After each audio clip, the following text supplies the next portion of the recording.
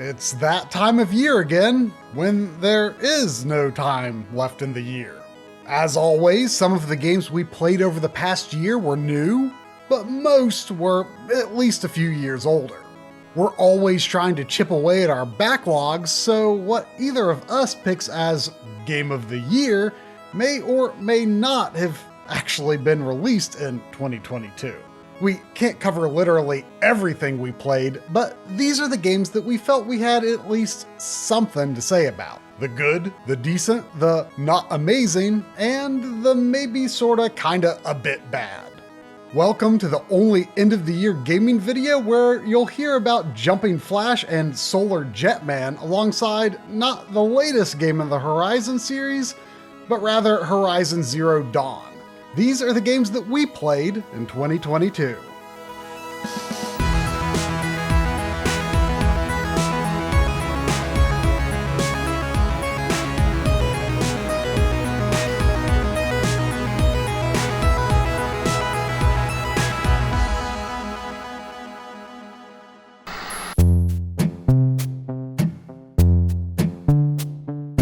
"2022 was an off year for us here at My Life in Gaming. Although we released an anticipated Mr. FPGA blowout video that was nearly 3 hours long, there were some seriously drawn out lulls between video releases.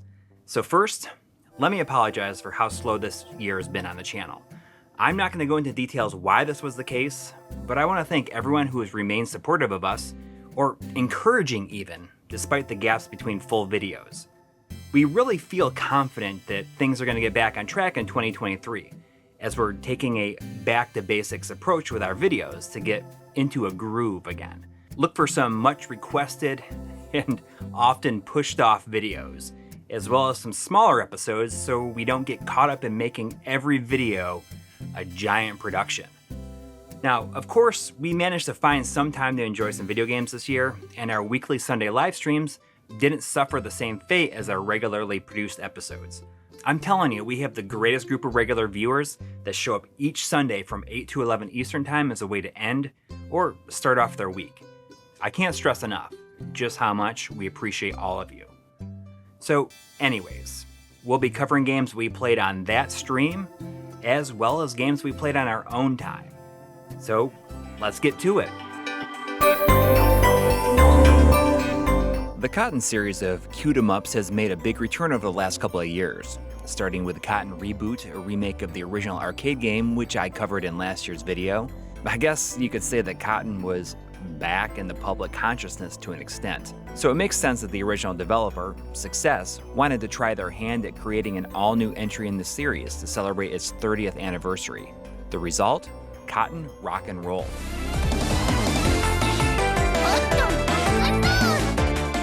Although relatively simple looking at a glance, the colorful 2.5D graphics were extremely appealing to me. I love how Cotton pops up in the foreground at the start of each stage. The story mode takes some humorous detours before the climactic battle in space with a fleet of battleships. Cotton wearing a glass bubble around her head so that she can breathe in the vacuum of space brought me way more joy than it should have. There's quite a bit of content in Rock and Roll. Beyond the initial 8 stages, new ones will pop up for each character that you beat the game with. And there is a bunch.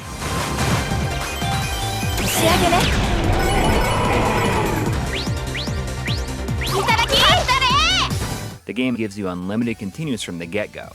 So unless you have self-control or are playing for scores specifically, you can just credit feed your way to that platinum trophy.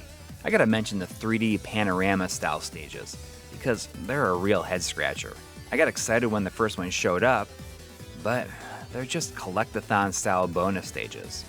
I can't help but wonder if they just didn't have the budget to do these stages like they really wanted to. I originally played Ys Origin years ago thanks to a fan translation for the PC version. This was my first time revisiting the game fully since that initial playthrough years ago, and I gotta say, there's something refreshing about the purity of this era of Ys games before they had such wordy storylines.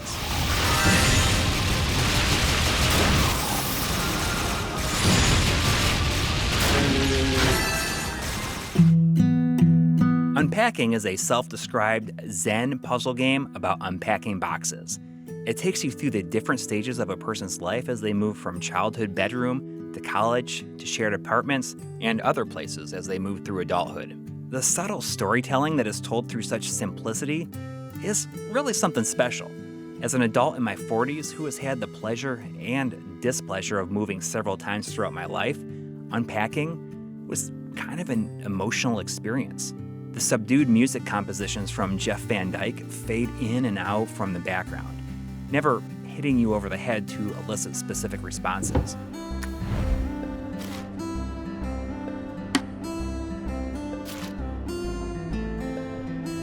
The artwork is just crazy good.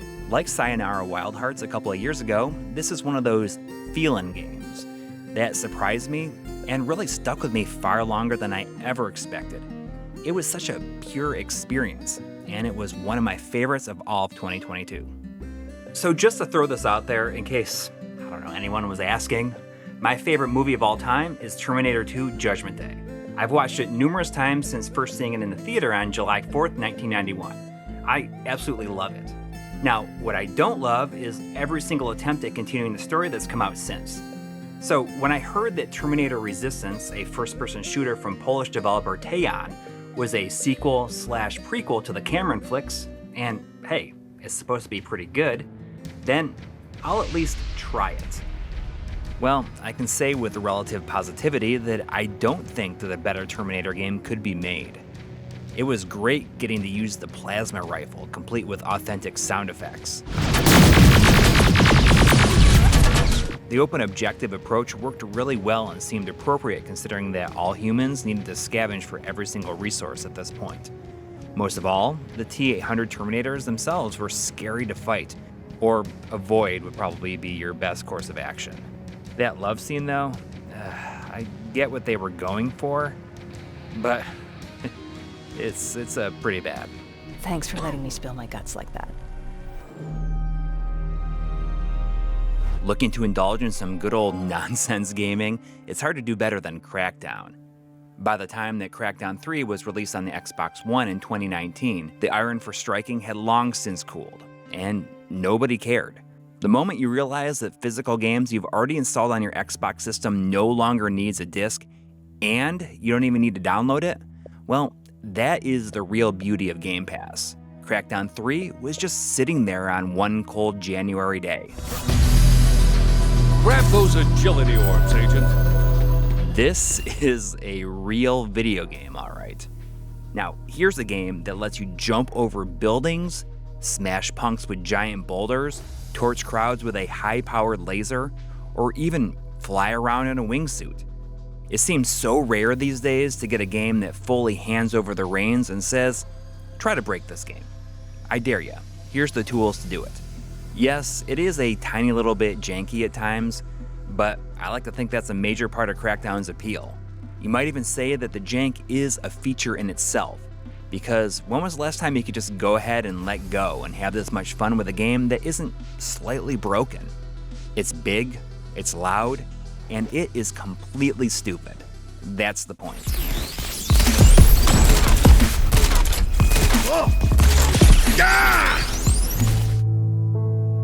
Tormented Souls is a survival horror game in the classic sense.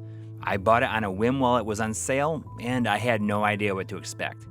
The basic premise sold me, and I wondered if it would succeed as an ode to survival games of old. Since it takes place in an abandoned mental institution, it should theoretically be easy to make the atmosphere and environment suitably creepy and gorgeous. The enemies are well done, too, especially the weird giants later in the game. The assortment of weapons is pretty unconventional, and ammo scarcity might cause some problems in the latter portions of the relatively nonsensical story. Characters are another story. It's not that they look bad, but the faces, especially that of the main characters, are pretty rough looking. This is accentuated by the worse than expected voice acting. I realize that this is a staple of the genre and of the time period that it's looking to recapture, but this is next level bad even from that. Father, what happened to you? You're in shock. We need to take care of your injury before you bleed out. I loved the first Bayonetta when I played it on the Xbox 360 in 2009. I liked it so much that I subjected myself to getting a full 1000 out of 1000 gamer score on it. When Bayonetta 2 arrived on the Wii U, I liked it, but I felt like it was too focused on thrill ride boss battles compared to the pitch-perfect balance of the original. Of course, I was all in on Bayonetta 3 when it was announced. Well, it arrived in 2022 after years of delays, and I dove in on day one, ready to plunder the riches of Platinum's action game prowess. Bayonetta 3 is a weird one for me. Not because of its serrated frame rate, which I didn't even notice in the heat of battle, or the odd dither-like transparencies, which I kind of like the look of them. I think it's likely that the game was maybe just too big for its own good. The multiverse approach works, but even I have to admit the idea is getting a bit overplayed. I think the biggest issue that I had was that the levels wore out their welcome. They were just too darn long, you know? The story is total nonsense, and that says something considering the pedigree of the past entries.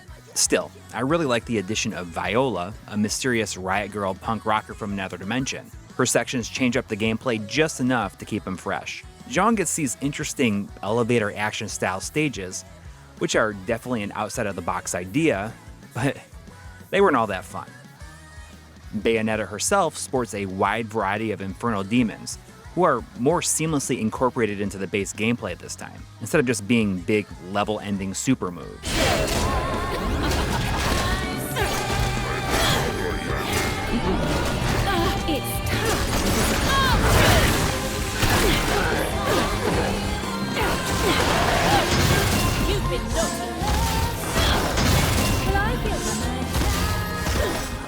As the credits rolled on Bayo 3, well, I didn't love it, but I didn't really hate it either.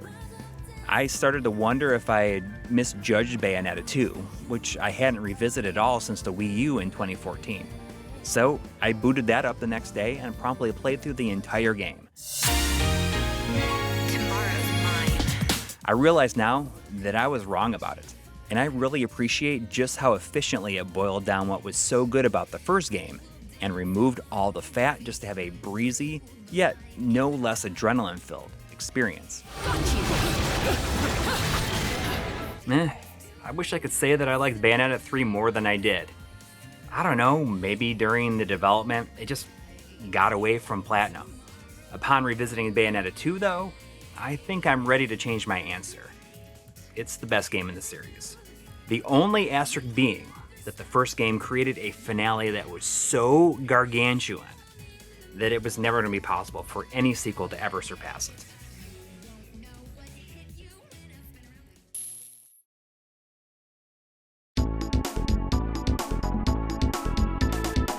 You might recall that over on the Backloggery, we called 2020 the year of the caveman, and knocked a good number of caveman-themed games off our backlogs. There was a bit of spillover into 2021, but that year didn't really have a theme. So we kind of wanted to come up with something for 2022, and what we settled on was the year of the Spaceman. That might seem like the total opposite of the caveman theme, and I suppose it is, but one of the very first games I beat in 22 kind of merges the two. I first played the Jet Cave Adventure demo in late 2020 as a Backloggery stream gag, assuming it was going to be bad enough for some laughs, and was stunned to discover that no, it's actually kind of good. I grabbed it a year later on an eShop sale for $2. It's a shockingly nice looking and well-playing game about a caveman who flies around with a jetpack, which is totally my kind of dumb. The Switch version only runs at 30 frames per second, which is usually not great for side-scrolling action, but it seems overall well optimized for the console, and it doesn't bother me that much in this particular case. Jet Cave Adventure hardly reinvents the wheel, caveman pun intended, and the level design doesn't do anything too crazy. But it's a good time if you're looking for a shut-off-your-brain sort of platformer. someone pick this up for a physical release, come on. So the jetpack in Jet Cave is of alien design and the main antagonist is an alien, so that's why I say it was kind of inadvertently the perfect game to lead into the Year of the Spaceman. But for me, the first proper game of the Year of the Spaceman was Guardians of the Galaxy.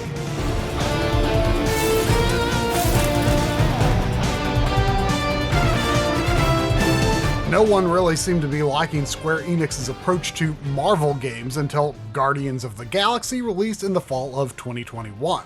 I always like to support AAA single-player adventures with no DLC or online components, so I had been pretty eager to play it. The best part of the game by far is the constant banter between the Guardians. Tell me we ain't crossing above an ocean? Only part of an ocean. Don't fall, you won't get wet. Yeah? Well, how do you know Drax didn't fall? Quit worrying, Rocket. Anything happens, Gamora will jump in after you. I will? She will? Yes. They have so much to say with almost zero repetition. My favorite thing is how they always comment on the player's illogical, impulsive exploration into side paths in search of collectibles and resources. I'm just doing some exploring. Ain't we done enough of that already? I'm pretty sure exploring is code. It means he went the wrong way, but is too stubborn to admit it. In that case, Will's the greatest explorer I ever met. That said, as much as I enjoyed the company of the characters, my impression of the actual plot was a bit more mixed, and the combat never really gelled with me. I didn't die a lot or anything, but I rarely felt like I was doing awesomely either, just fumbling around and flying by the seat of my pants, which, hey, to be fair, is very much the Guardian's style. I think academic sorts would call that ludonarrative consistency. I mean, as much as I wished for a radar or something to help me identify where enemies were, or a tactical overhead view for making better choices as to how to command the Guardians and focus their attacks, I'll admit that neither feature would have fit the narrative that Star-Lord has no idea what he's doing, but somehow he always wins. But still, stuff like that would have made the game better, at least for me. I was pretty surprised by just how much wandering around and not doing much of anything the game has, but since I thought the combat was only just okay, I didn't really mind. Overall though, I guess I was a bit disappointed and much preferred Eidos Montreal's previous game, Shadow of the Tomb Raider.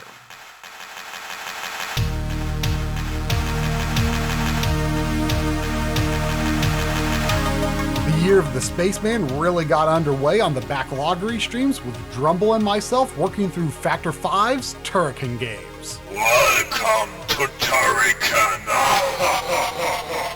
Over the course of the year, we both managed to beat every game on the Turrican Flashback Collection.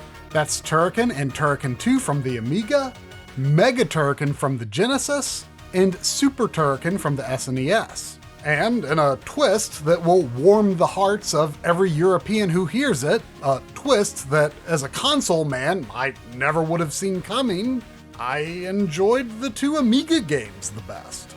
To be perfectly honest, I had been rather afraid of the Turrican series in general for years and wasn't sure if I'd really take a shine to them once I buckled up to play through them for real. They superficially look like Contra, but they're European, which means living in constant fear of water droplets and other tropes of old-school European game design. In particular, I was really worried about the massive maze-like levels and deviously hidden secrets, but I found the games to be a lot more learnable than I expected. If you play the Trophy Challenge mode, as I did, then you're blocked from using modern niceties like rewind and such, so it would behoove you to hunt the game's many hidden one-ups. In most of the games, it took me a good number of attempts from the beginning, but after getting my route through the first few stages down pat, I'd find myself really getting into a groove. There was always a period of doubt and despair before confidence set in, but I inevitably ended up really enjoying each Turrican.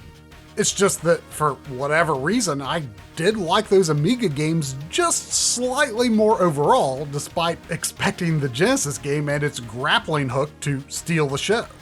And of course, Chris Hulsbeck really made that Amiga sing, which was a real treat since I'm not all that used to hearing Amiga.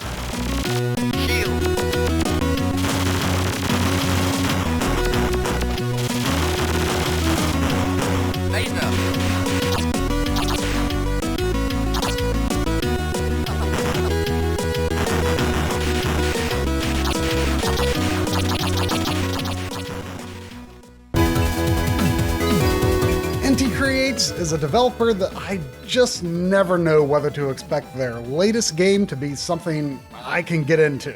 In recent years, I'd started to play through the Blaster Master Zero series, which really, the first two of those are among their better works. No disrespect, because I know there's a fan base out there that really gets into the Inti Creates lore, but their games always start to lose me when they indulge in their storytelling desires. I just want to play their games for the retro gameplay and the pixel art, not the stories, which gets pretty ridiculous and pretty obtrusive in Blaster Master Zero 3. Saying gynoid. And it's pretty hard to even enjoy the pixel art, because yikes, this game sure has one of the most grievous cases of the shimmers that I've ever seen in my life. And the level design is completely incomprehensible, both for plot reasons, something about dimensional rifts where the gameplay rules tend to change, and also just flat out less good and less coherent level design compared to the first two games. Figuring out how to get from place to place, and even just what your objectives even are, can oftentimes be a real chore. I suppose it has its moments, but Blaster Master Zero 3 is just not a particularly good game in my book.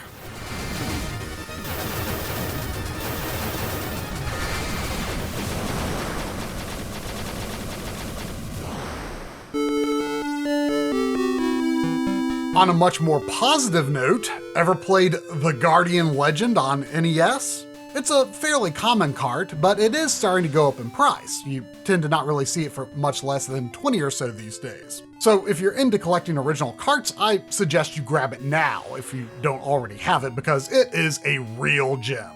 This is what we used to call a genre buster back in the days before every game had RPG elements and multiple modes of play. But the Guardian Legend juggles overhead action-adventure exploration with vertical shooter stages with such finesse that it comes together as something really special.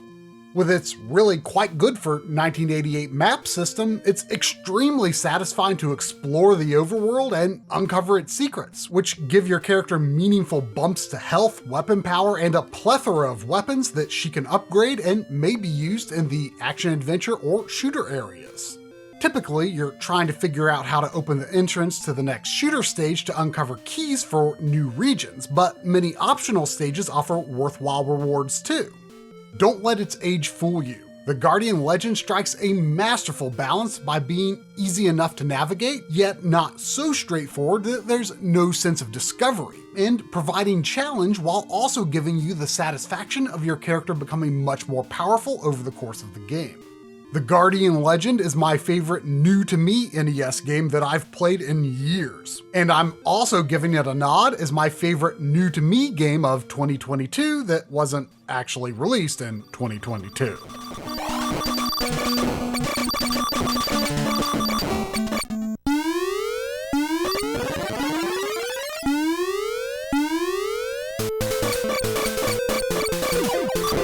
Alright, so I am very much not finished with the year of the Spaceman, but I'll step aside for a bit and let Coury have his turn.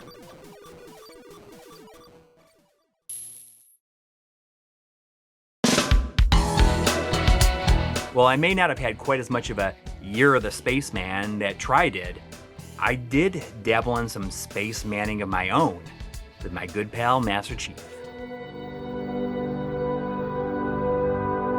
Since Halo Infinite was released at retail missing almost all the data required to play the campaign on disc, I decided to suck it up and convert my Xbox Live Gold subscription over to Game Pass Ultimate, and wait for the possibility of a more complete disc arriving later. This was the first time outside of Halo 2 where I didn't have a chance to experience the campaign and co-op with my friend Justin. I tried to wait it out, but with no set date for a campaign co-op set in stone, I decided to go in alone. This is you, Ennis!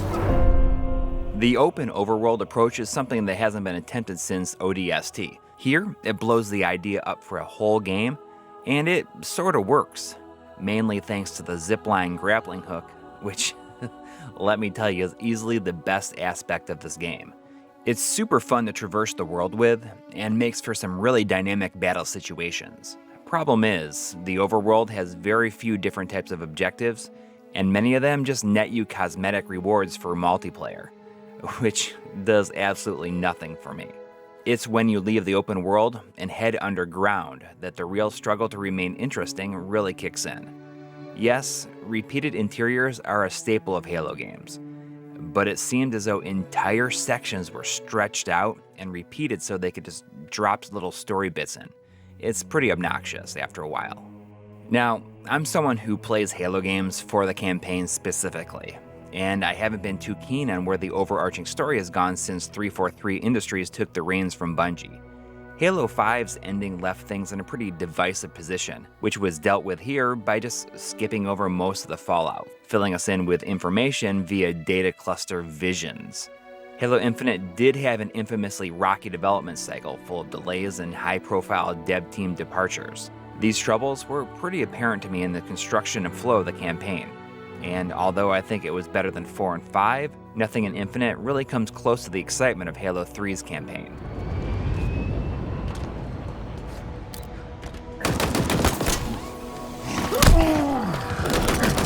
You sure you're okay down there?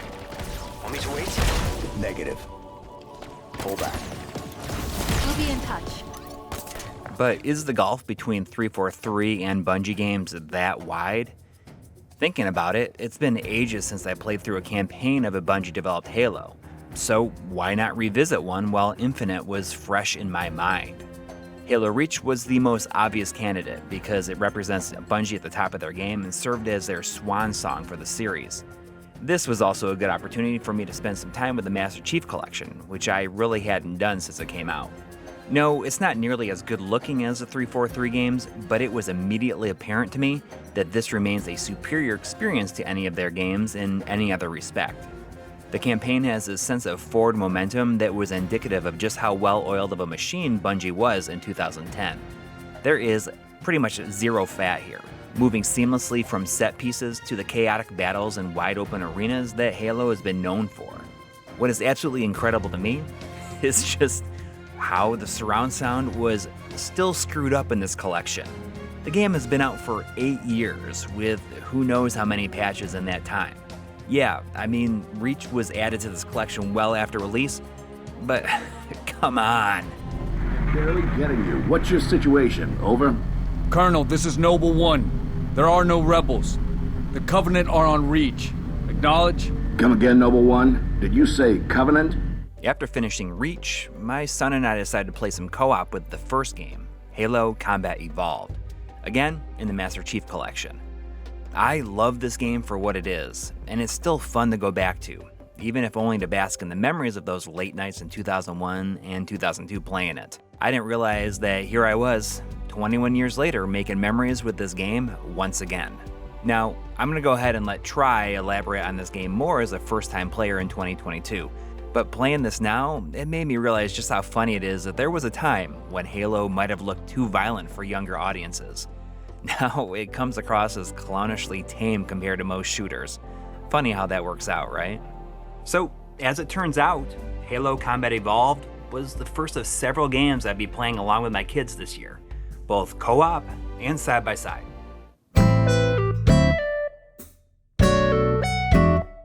For my daughter's big Christmas present in 2021, I got her a Nintendo Switch Lite along with a copy of Animal Crossing New Horizons.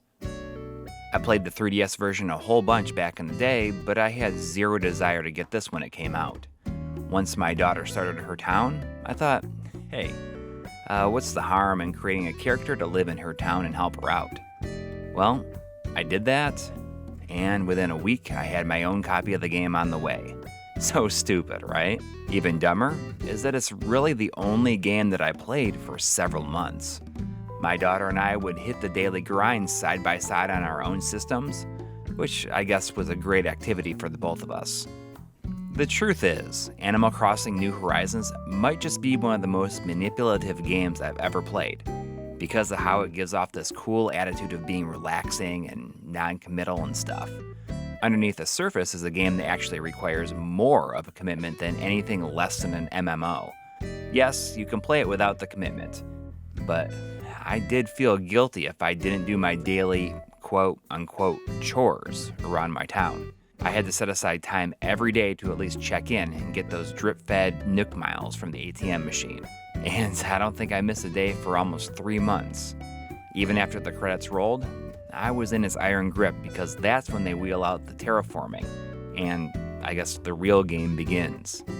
Then, one day in late May, I simply didn't play, and that day turned into 2, and then it was a week, and I ended up not logging in until I had to record some footage for this video. Looking at my town now, I realize how little I actually achieved in my 100 plus hours playing it. I upgraded my house, but I never filled it with much, always planning to do it in the future. But hey, I guess I collected a lot of records, right? That I guess I didn't listen to. It's starting to sound a lot like real life. G.I. Joe, Operation Blackout. Now this was another co-op endeavor with my son. I went in expecting absolutely nothing, and what I got matched my expectations. While it doesn't come close to matching the style of the 1980s cartoon like the excellent Transformers Devastation did, it's not exactly a bad-looking game or even playing game. Actually, alright, I'm lying. It's pretty bad by both measures. Ready for beautiful destruction. Alternating the Joe and Cobra missions is an interesting spin, but there just wasn't much meat here at all. The characters all felt similar to a point where I wouldn't be surprised if they were just reskins of one another. And to be clear, I don't think that it's possible to waver me from my stance of thinking that the 1991 NES game and its sequel are better in just about every way, even visually. Still, this all got me thinking about the memories we make while playing games. When you don't have a lot of experience, things just hit differently. My son loved G.I. Joe. He couldn't wait to play it every single day. But also this, think about it. One Saturday afternoon, he asked if we could play a 3D Sonic game. He'd never played one before, and I just happened to have a copy of Sonic Forces that I bought on clearance from Target a few years ago. The general feeling on 3D Sonic games seems to be that there's very few bright spots in this specific genre, and Forces is one of the more egregious examples of how bad it can get. It goes completely off the rails after the first level, with Sonic being captured and tortured. Yeah, I know there's been jokes made about it, but it's still fun. Silver's right. We've been hoping for a miracle these past 6 months, but I'm afraid we have to make our own miracle. And then you have the introduction of The Kid, a player avatar that I took joy in making look as consistently stupid as possible throughout the entire game. What I assumed to be a quick distraction turned into us, well, him mostly, playing through the entire game in a day. Simply put, we had the best time with this game, and it was almost universally crapped upon. It's not something that I would see myself ever going back to, but he's been back to it several times since, and just the other day, I heard him say quietly to himself while playing it, "This is the best game ever." Is it wrong to feel like that? Absolutely not. We defend games that are viewed as bad all the time. And, I just have to wonder if every game ever made is at least one person's favorite game of all time. What?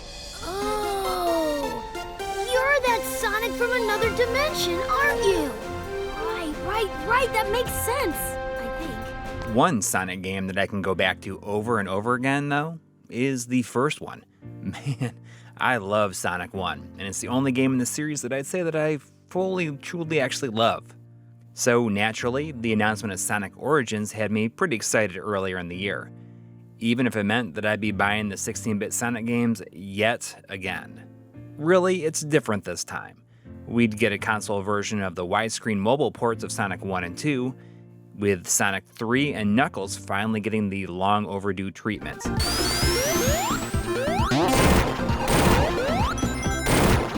Of course, Sonic CD had already gotten a widescreen version a couple of generations back, so that wasn't as big of a deal. While it wasn't quite as sparkly as Sonic Mania, this is one good collection. I love that it lets you play all 4 games as one big story, with newly animated bits bridging the gaps. The enhancements to the bonus stages are really impressive too, but they definitely make them more challenging for me. The real highlight of the whole thing is that because I was able to help a tiny little bit with the restoration of the opening and ending animation of Sonic CD, I got a special thanks and ending credits. It is absolutely surreal to me that my name is in a Sonic game. I never would have expected it in a million years. It's so weird.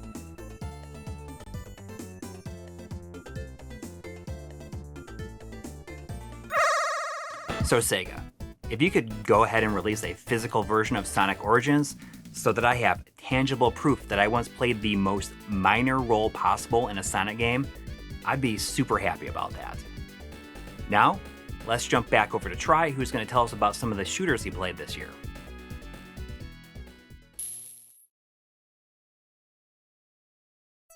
Alright, I know that this isn't a favorite word for a lot of people, including Coury, but the only shmup I played in the year of the Spaceman was Loco Molito's Super Hydra.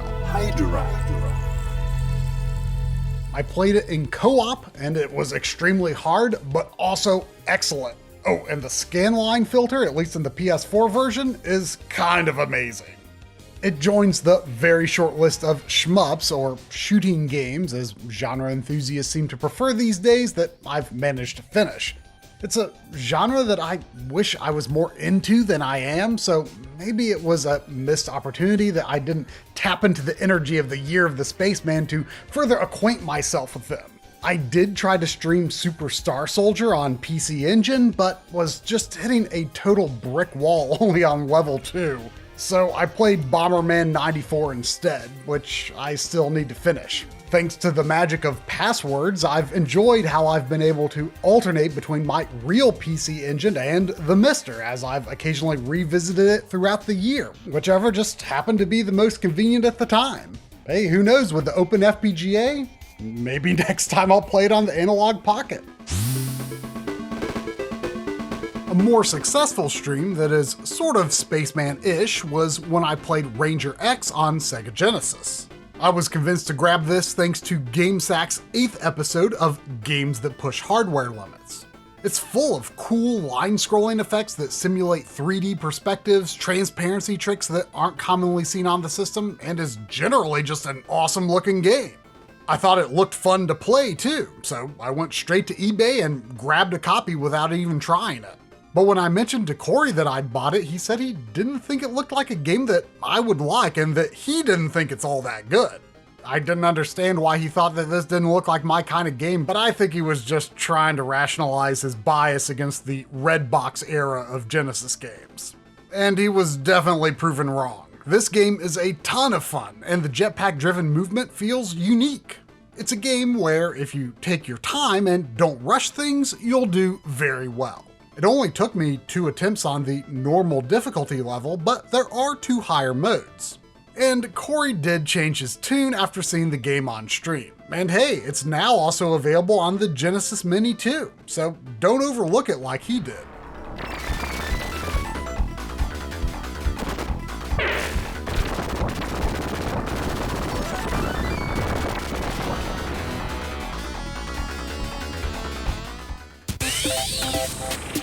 So here's a question. Can a game qualify for the year of the Spaceman if the Spaceman comes to Earth from space? Well, I think we can make an exception for the Prince of All Cosmos. Beautiful Katamari was one of the most pleasant gaming surprises for me this year, and it all comes down to a reversal of expectations.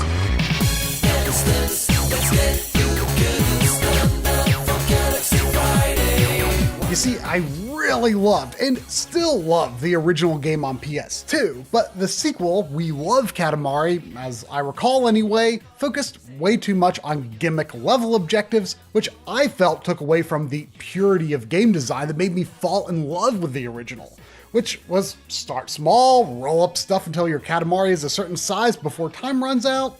That's it. It's simple, it's fun, it's weird and wonderful. It's something I could always be in the mood to play, and the main theme is almost always rattling around somewhere in my brain.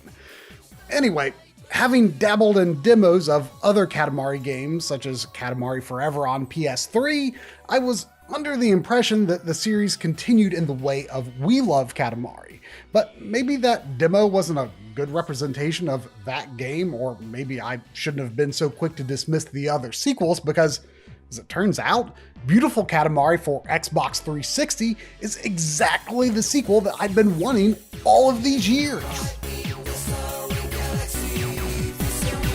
While the King of All Cosmos does give you an objective to improve your score, all but 2 levels along the way toward beating the game ultimately do just revolve around making a Katamari of a particular size. And the scope of the final level is truly awe-inspiring. The cherry on top, by the reckoning of an adult anyway, is that it only took me around 3.5 hours to finish. What a tightly focused and truly wonderful experience. A beautiful Katamari indeed. John Linneman tells me that it runs terribly on an actual Xbox 360, but since the frame rate is uncapped, things were smooth sailing on Series X. So I don't know if the other sequels got bogged down in gimmicks again, or if the gimmicks get less annoying than they were in We Love Katamari, but I'm definitely more interested in delving into the other ones that I missed now.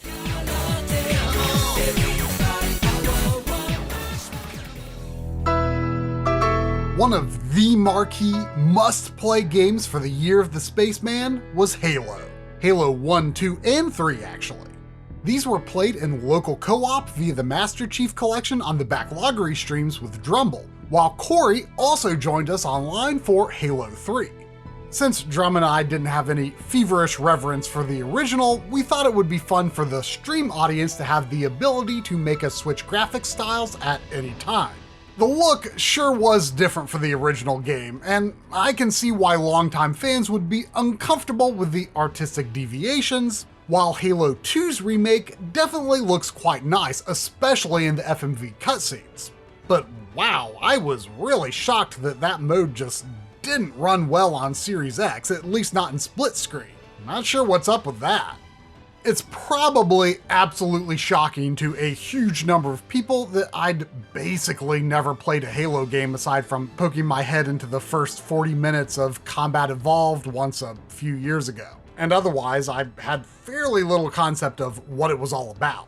I knew of Master Chief and the coniferous tree-dotted environments reminiscent of the northwestern United States, and was aware enough of Cortana and the Covenant alien army, and the fact that part of Halo 2 has you playing as not Master Chief, which was really controversial at the time. But other aspects, like the Flood, and the fact that 343 Studios' name comes from a character who's pretty much a less entertaining version of Wheatley from Portal 2. Technically, this installation's pulse has a maximum effective radius of 25,000 light years. Those things I didn't know about at all. I was under the impression that a big part of what people love about Halo is the story. And while a stream is definitely not the best context for absorbing the plot, I wasn't especially blown away or compelled to dig deeper into the lore. But to be fair, maybe it would have seemed more clever if I'd gotten invested in it 2 decades ago. The core gunplay in these games is definitely solid, but the level design in the first 2 games is not the best by my reckoning. I'd heard that the Silent Cartographer is by far the best level in the first game, and that is absolutely true. Although for us, that mostly came down to the fun of making warthogs go where warthogs should not go. Yeah! Yes! Warthogs kind of control terribly, and yet that's all part of what makes them so fun and interesting.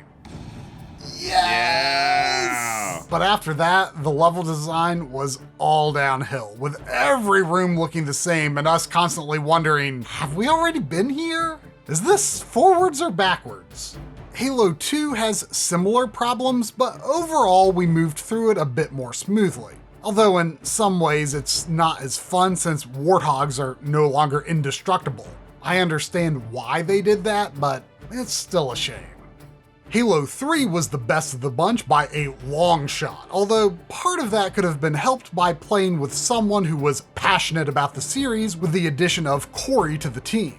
Still, the level design is much more interesting and enjoyable overall in 3, although the most fun we had was still doing dumb things with dumb vehicles and messing with a stuck NPC who seemed so convinced that if he tried really hard, he could squeeze through the concrete ceiling and on the other side, find enlightenment. Hey, what's going on in the back?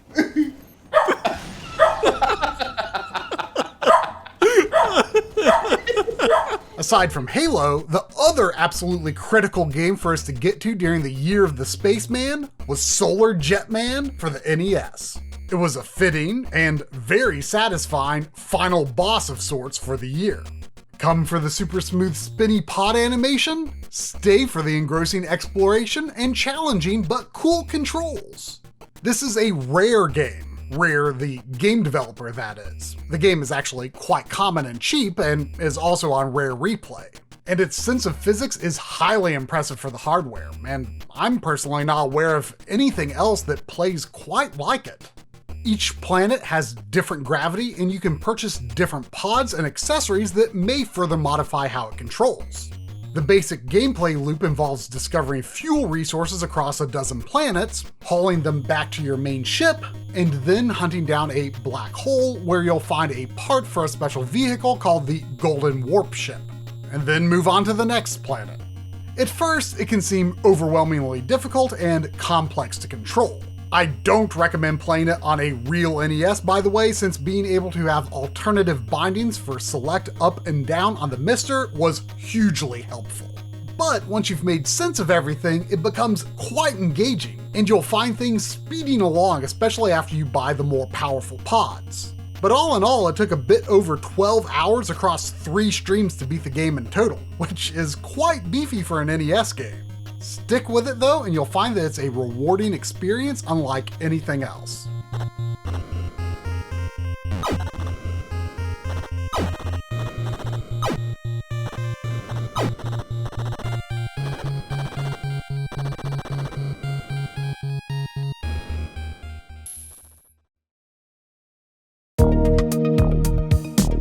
When Arcade Legacy, the best video game store here in Cincinnati, got a small treasure trove of heavy hitter Mega Drive games traded in, I reluctantly inquired on prices, which ended up being not so bad. I personally ended up with Musha Lest and Bare Knuckle 3, while I grabbed Battlemania, or as we know of it here in North America, Troubleshooter, for Digital Foundry's John Linneman. You see, John is originally from around here, so I was going to be holding on to it until he made his way back to visit family. And if I have it here, why not stream it? The Vic Tokai developed shooter certainly lived up to its reputation. It's in a similar vein to character shooters like SCAT on the NES, or perhaps more obviously, Forgotten Worlds. Except there's one key feature. It is way better. Your 2-person team can fire forward and backwards simultaneously all the time. Not that it'll make the game any easier or anything like that. After finishing the first game on stream, I decided to boot up the sequel on my Mega EverDrive, Battlemania Daiginjo, or as I'm just going to call it, Battlemania 2, sells for exponentially more on the used market, and for a good reason. This game is freaking incredible, and it's painfully obvious that I was going to want to own a copy of this game the second I heard that title screen music. But it is over $1,000, so there ain't no way.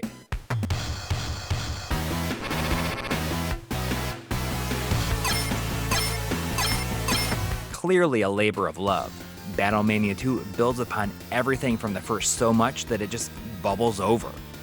The pump fake at the end of the first level is one for the ages, when Maria launches through a plate glass window on the 80th floor of a high-rise and takes out the first level boss. It's amazing. Each level offers some sort of neat graphical effect, rock and tune, or unexpected twist to the gameplay. Someone, please find a way to re-release this game. Retrobit, you know what to do. Please make it happen.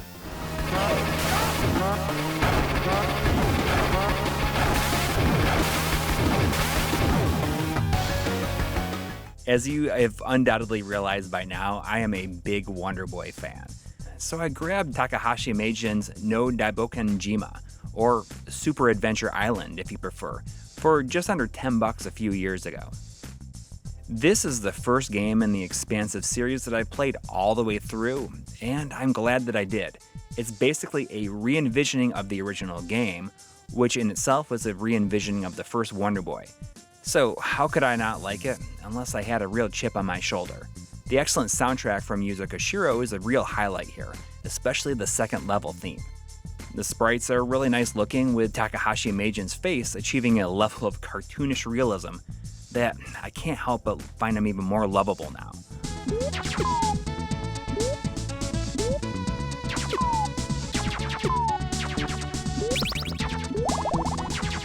I can't think of a single game in recent years that has been as loopy of a roller coaster ride as Watermelon Games. This game actually shipped after years of speculation if it would back in 2020. Of all years. Crazy, right?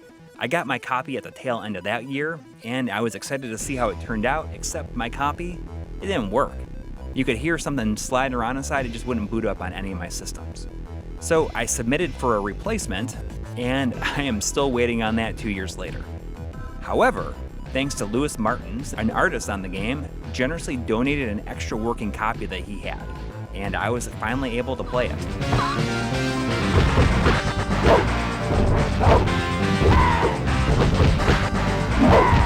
It's a pretty alright brawler. The sprites are huge and gorgeous and animate pretty well, but it's the neon color palette that really makes it stand out against other brawlers on the system. It is missing that distinct feeling of impact that a brawler needs to make the fights feel visceral though. But, there's a lot of content here, at least. Unlockable characters, an original mode with multiple paths and endings, and the music is pretty rockin'. I do think that Paprium's impact was severely neutered by the Genesis homebrew development renaissance that we're currently experiencing though. Or it could just be that the controversy never seemed to dissipate, which I suppose I'm contributing to right now anyways. So, moving on. Jumping Flash! On the PlayStation 1 looks like a simple first-person platformer, but when it was released in 1995, I don't think anyone could anticipate just how influential it'd be. But most notably, it directly blazed the trail for Metroid Prime. I bought Jumping Flash, Jumping Flash 2, and the third game, Rabbit Mandu, for under $10 back in 2018 when we were visiting Japan. Ready to go?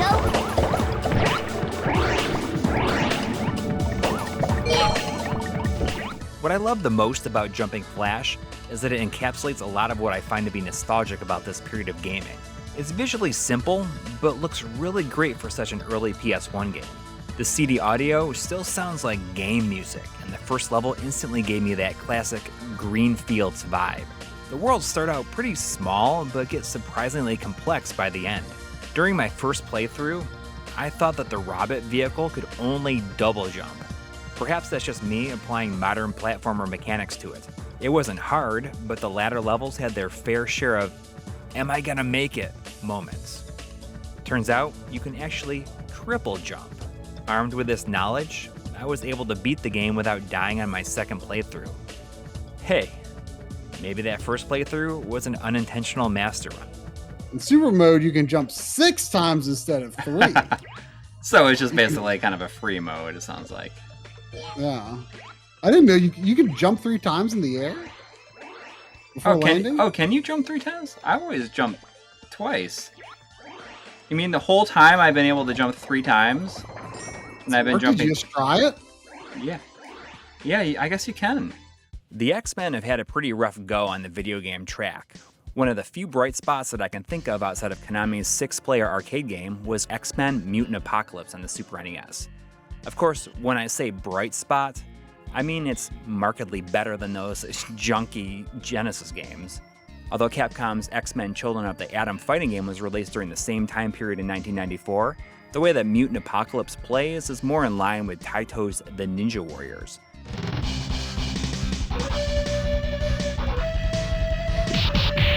Of course, Capcom was still riding high on the fighting game wave, so they had to shoehorn in some Street Fighter-like controller motions for the special moves. The 90s were one of the most popular when it came to the X-Men characters, and the 5-character roster reflects that, with Gambit and Psylocke making an appearance here.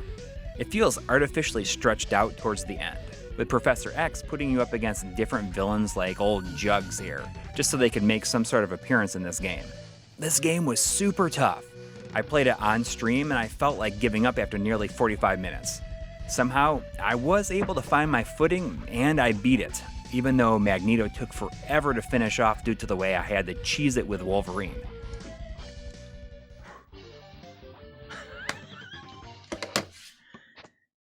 Did you do it? Oh man, that it just freezes there. It says mission complete. That's pretty great.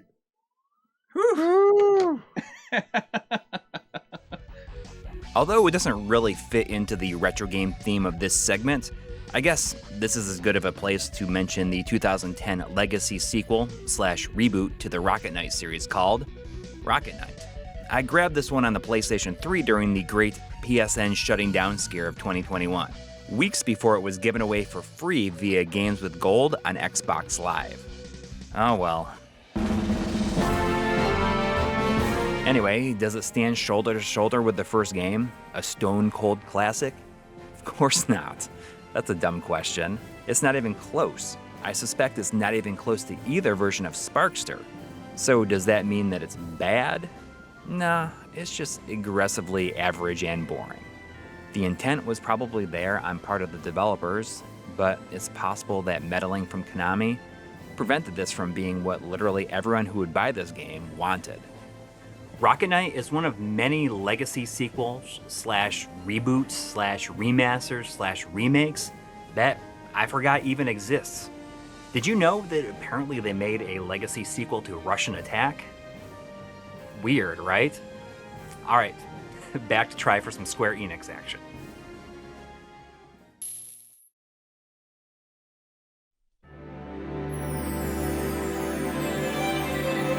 So, hopefully by this point, any Digital Foundry fans will have seen the Final Fantasy XIII retrospective that John Linneman and I tackled together. It was actually a total coincidence that I decided on a whim during the summer to replay Final Fantasy XIII on Xbox Series X before John suggested Final Fantasy XIII as a DF retro subject.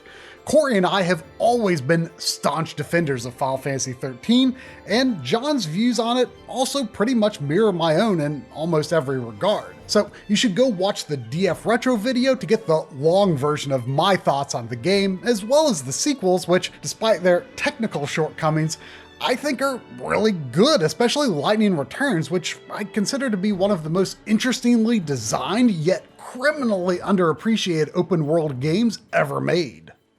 Speaking of Square Enix though, they had a bit of an interesting year, didn't they?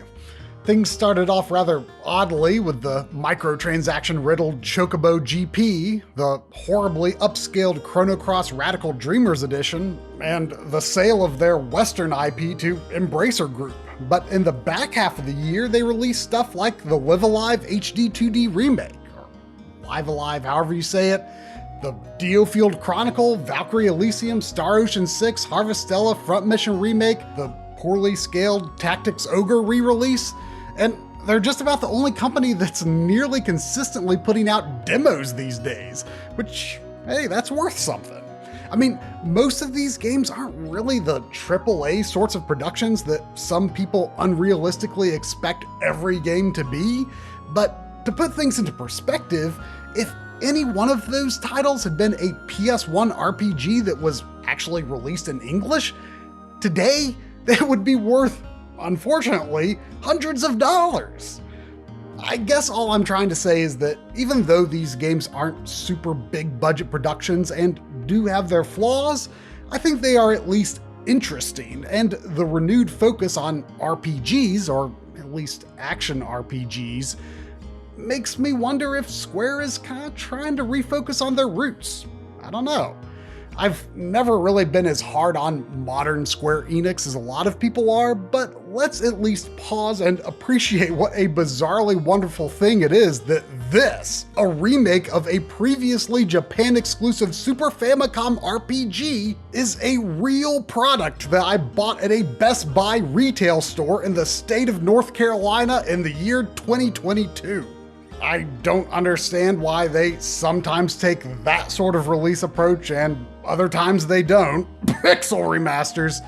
But hey, praise where praise is due. And in the case of Live Alive, Live Alive, however you say it, this was a bold game to remake and release in this way, and I very much appreciate that.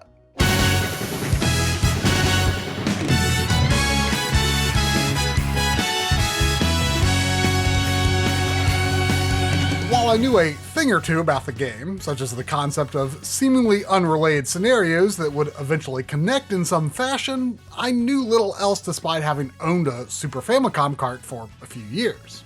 Judging it as an RPG, it's a bit of a mixed bag, since the battle system doesn't have as much going on as it might appear at first, and the short scenario length limits the potential for character building, although I do think it's really cool how you can beat each in an evening.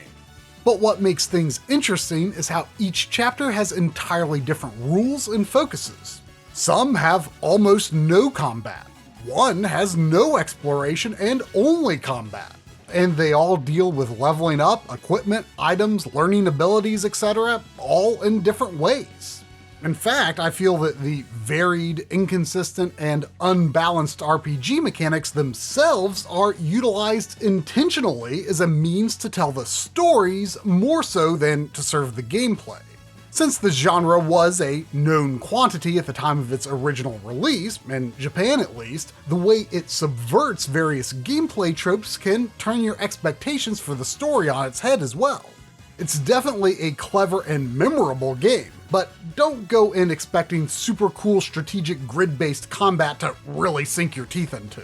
You need to be here for the presentation, the atmosphere, and varied scenarios, not to mention the Yoko Shimomura soundtrack, the first that she did for Squaresoft. I had not listened to much of the original version, and I must say that this is the soundtrack that has stayed with me the most this year since finishing the game. Really memorable, truly classic video game type stuff.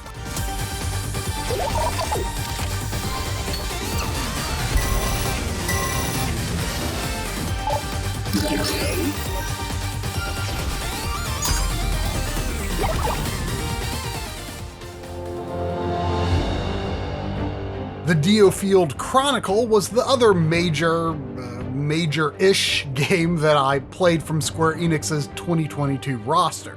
I wasn't initially too interested since I rarely care for real-time strategy, aside from really outside-the-box and super consoleized takes on the genre, like Pikmin. But after playing the demo, I saw that it doesn't really play like a real-time strategy game. Time pauses while you direct units and choose skills to execute, and that the controls and interface are generally pleasing to use. So I went ahead and bought the full game on PS5.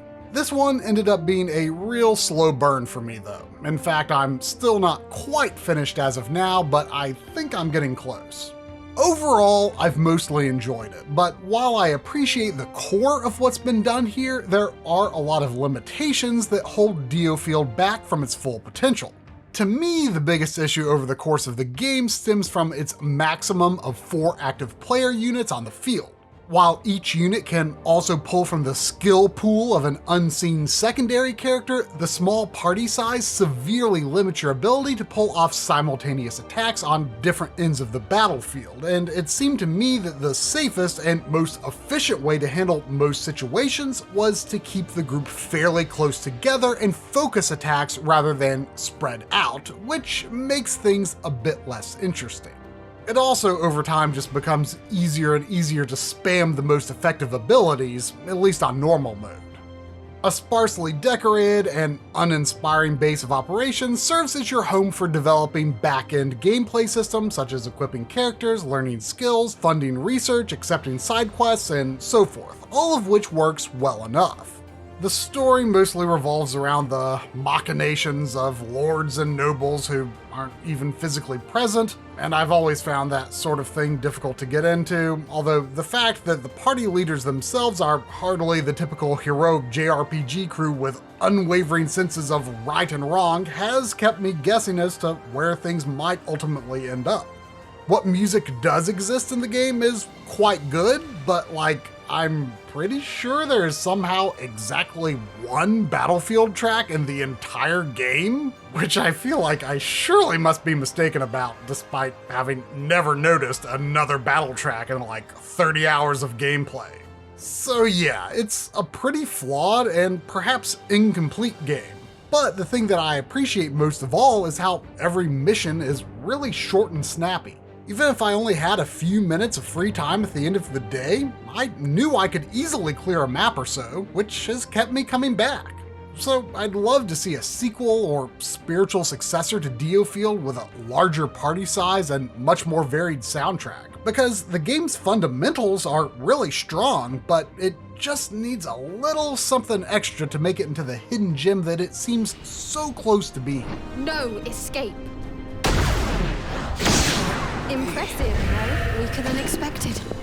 Relocating. The last Square Enix game, or rather just Enix game, that I want to mention today is ActRaiser 2. This unpopular sequel to the beloved ActRaiser is always beat up on for having stripped out the town building of the first game in favor of focusing exclusively on side-scrolling action stages. I have to confess that while the town building is what made ActRaiser unique, the action stages were always my favorite parts in spite of their mechanical simplicity.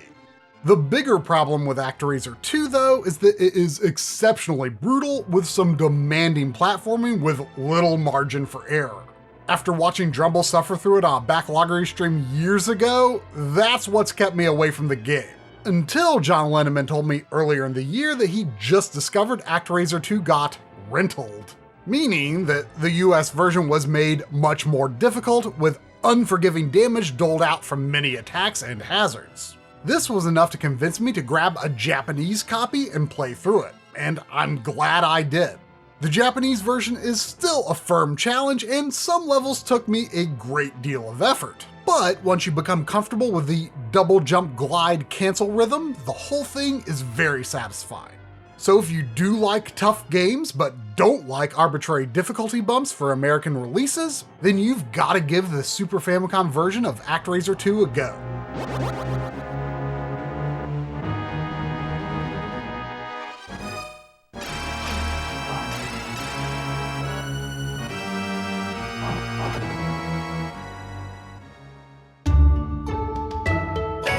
So it was my intention in 2022 to give Monster Hunter one last chance to win me over.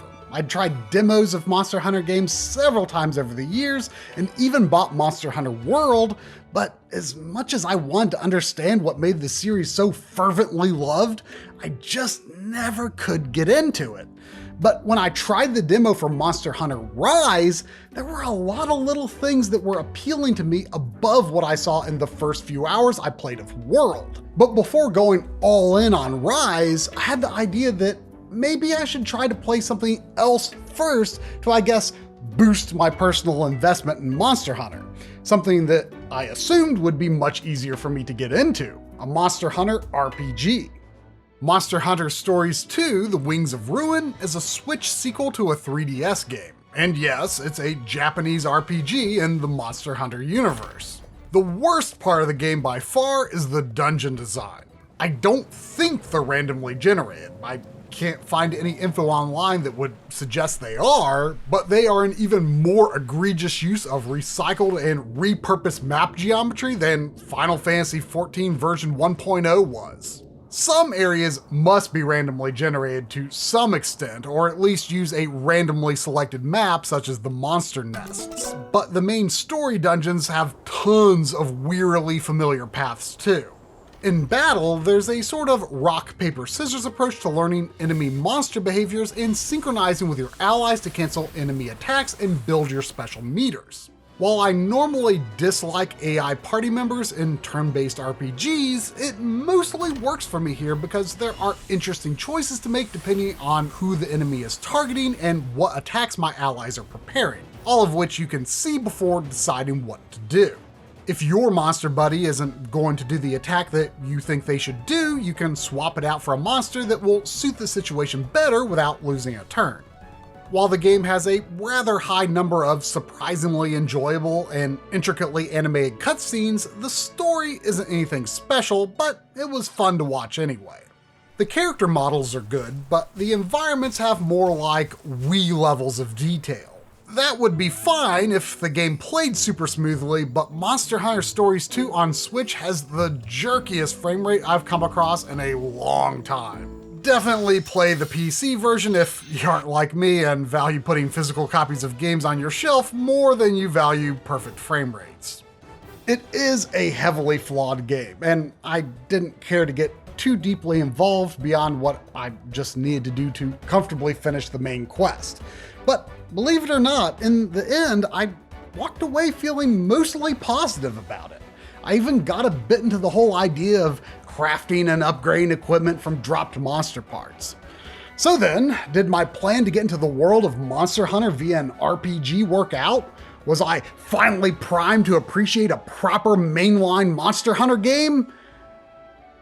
Well, despite my intentions going into the year, I never did get around to properly starting up Monster Hunter Rise. Maybe next year? Stay tuned, I guess.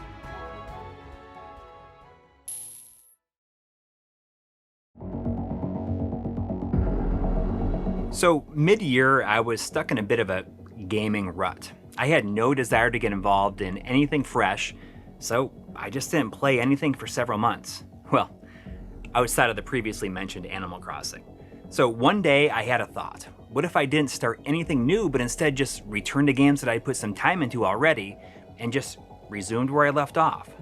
The first game that met this criteria for me was Ace Combat 7: Skies Unknown. I originally played AC7 around Christmas 2019, but my relative lack of experience with non-arcade style action fighter jet games meant that I really struggled. Still, I was absolutely amazed at just how gorgeous this game was. It almost looks photorealistic at times, and the story musical score is simply one of the best I'd ever heard, and it complements the visuals perfectly. Plus, there was a pretty cool story to go along with it. I had no idea that there was this whole fantasy world created around the series. But despite liking what I played, I got stuck around Mission 5, and I just couldn't proceed any further, so I shelved it. I'm getting too old to let a game's difficulty hold me back from playing something I really want to play. So I just decided a while back that I'm not going to be ashamed of setting a game to easy anymore. That's exactly what I did with AC7, and I played through it all in just about a week, and I totally enjoyed it. There's even an arcade-style control scheme that makes it feel like a free-roaming, mission-based afterburner game. And you know, I am all about that. I just hope that this situation hasn't prevented me from being able to enjoy previous games in the series, which is something that I'm very interested in trying out now. Mage 2's crashed.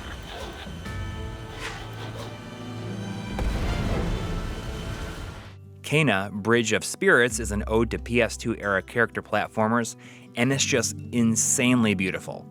The gorgeous use of lights immediately had me smitten.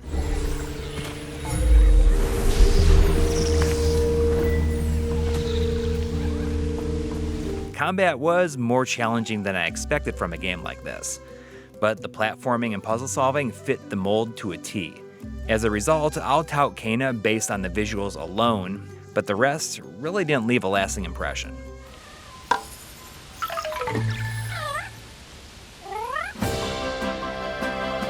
Kirby and the Forgotten Land was the series' first foray into a fully 3D world, and it was just fantastic. It doesn't overcomplicate things, and I really like the simple level-based approach. just going from point A to B. You forget how much you miss this kind of stuff in 3D games, where you're tasked with just mostly collecting certain items as the main objective.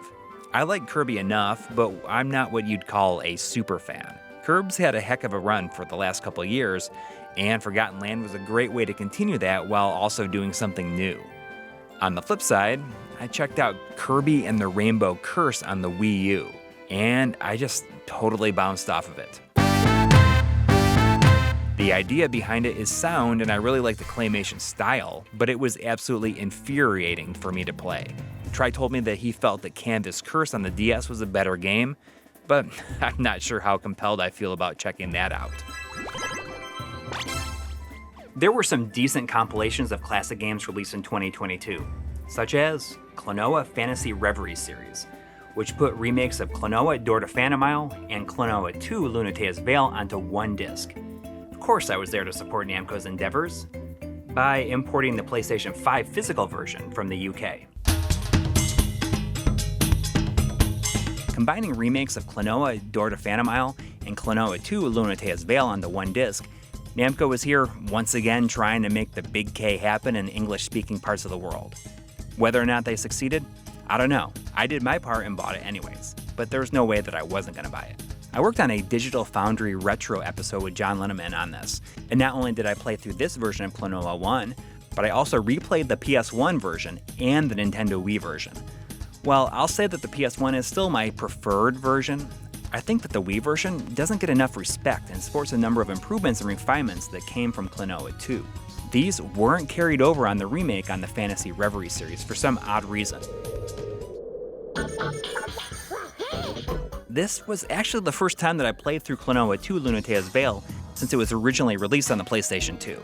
And I still think it's a good game, but I just never thought that it compared with the original in almost all aspects, I guess besides graphics.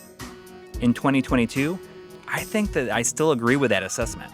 It's good, but it sure ain't no Door to Phantomile.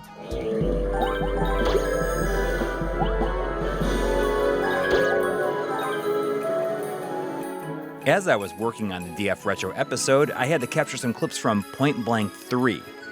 And that led to me spending a nice chunk of time with the entire Point Blank trilogy on the PS1. These games are about as pick up and play as you can imagine, since they're essentially just a collection of carnival minigames to prove your sharpshooting skills. This format was right at home in the arcade, but of course, Namco had to make some improvements for the home version. They added an exceptional adventure mode to the home port of the first game, adding a ton of value, even if it can be a bit tedious at times. With those games in my mind, I headed towards eBay to see what other GunCon games I didn't have in my collection. The Japanese exclusive Gunvari collection for the PS2, which collects the PlayStation 1 versions of all 3 Point Blank games plus Time Crisis onto a single DVD with some enhancements, was my first purchase. If you don't mind the language barrier, this is a fantastic pickup for fans of any of these games. Endgame has one of those covers that I've seen in bargain bins for years, and never even considered it because it just seems like it looks like it'd be really bad. Jade, get out! They're coming for you! Whoa, They're coming for me Tyler, too, but slow you've got down. time to... Who's coming? No time. There's a gun behind your fridge. Find it and get it... Tyler! Tyler! Turns out, it was a Time Crisis-esque light gun game that isn't really that bad at all.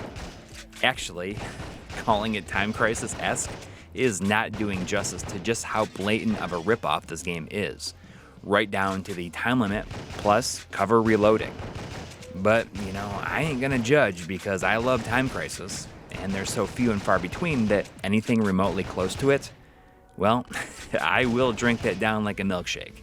It's definitely a budget game though. These cutscenes are pretty much the most 2002 thing I've seen in quite a long time, and I absolutely reveled in their badness. It was last located in Sector B.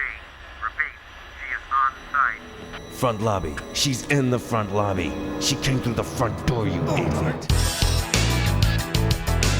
Virtual Cop Rebirth has PS2 remakes of Virtua Cop and Virtua Cop 2 in one tidy package.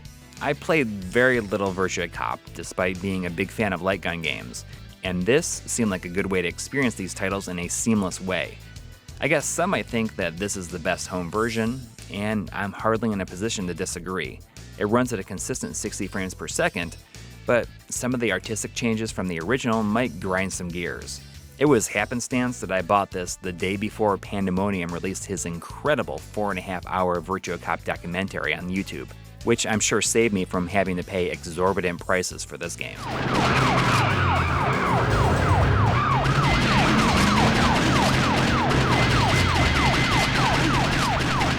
Viewers of our Sunday night live stream wouldn't let me live if I didn't at least mention the Wii U eShop classic. Chubbins. This charming little rabbit balloon with ears is Chubbins. You control him by pressing left or right on the Wii remote, bounce along, and don't die.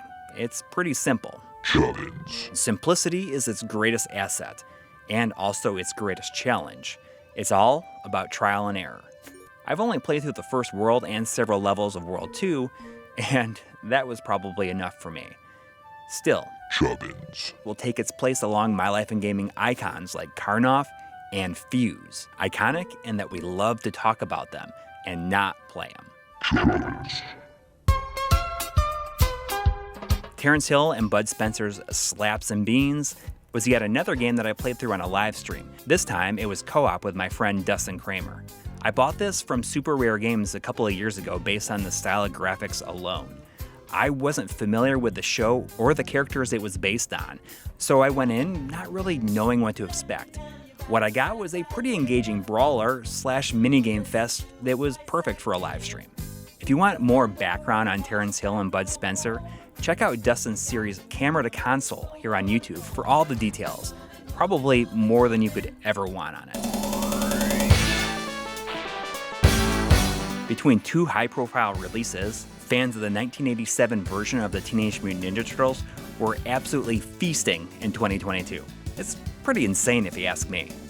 If you had told me even last year that something like the Cowabunga collection would exist, I don't know if I'd entirely believe you. The TMNT arcade game is a seminal game for me. When I decided to dive into getting arcade boards, this was at the top of my list. So no, this collection isn't perfect by any means. The new version of the classic Turtles theme isn't great. Actually, it sounds like it's being sung by Mark Hoppus from Blink-182.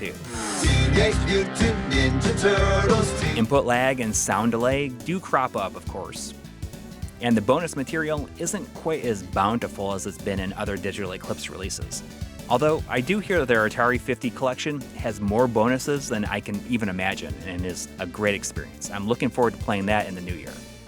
But when you consider just how inadequately many of the 10 games in the collections have been emulated in the past, I'd say that this is a marked improvement and probably about as good as we can expect. Teenage Mutant Ninja Turtles Shredder's Revenge was announced a couple of years back, and when it dropped in 2022, it was the talk of large swaths of the gaming community, both retro and modern, and it delivered on all fronts.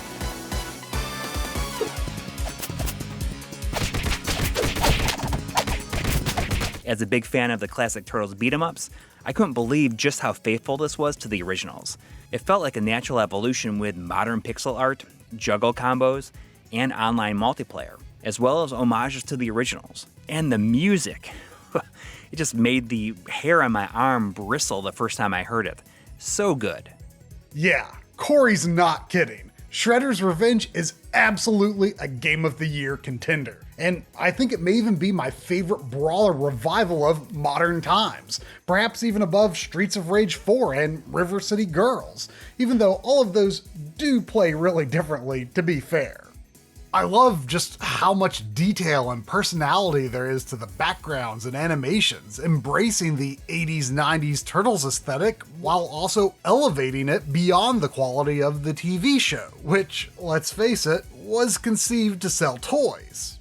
I'm also super happy to see Tribute Games get such recognition for this release. Their previous title, Panzer Paladin, stands proud alongside Mega Man 9 and Shovel Knight as my top 3 favorite faux 8-bit indie games ever made. But the game's seemingly lukewarm reception reaffirms to me that people reviewing games today just don't understand retro.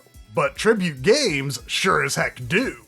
I have no idea what they'll do next, but I bet I can count on it being cleanly scaled with all effects adhering strictly to the pixel grid.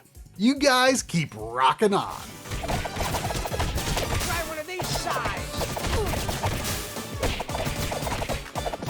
Have a shot. Any comments?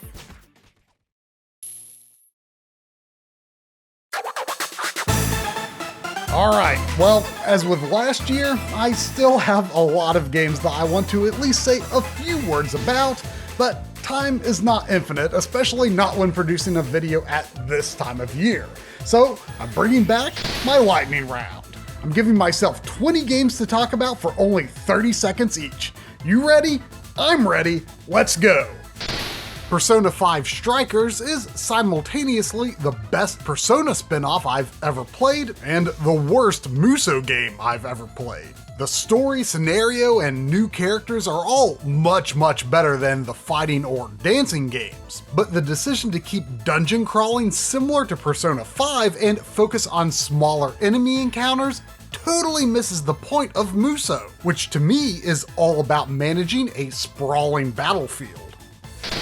I purchased several games in 2022 that I never would have expected to grab thanks to the influence of retro game hunting with one Mr. Audie Surley. The Flintstones, The Rescue of Dino and Hoppy on NES, the not expensive one mind you, is one such game. He was shocked that I hadn't played it and convinced me that it was an essential NES title. I don't know about essential, but after getting used to how it plays, it is indeed quite good.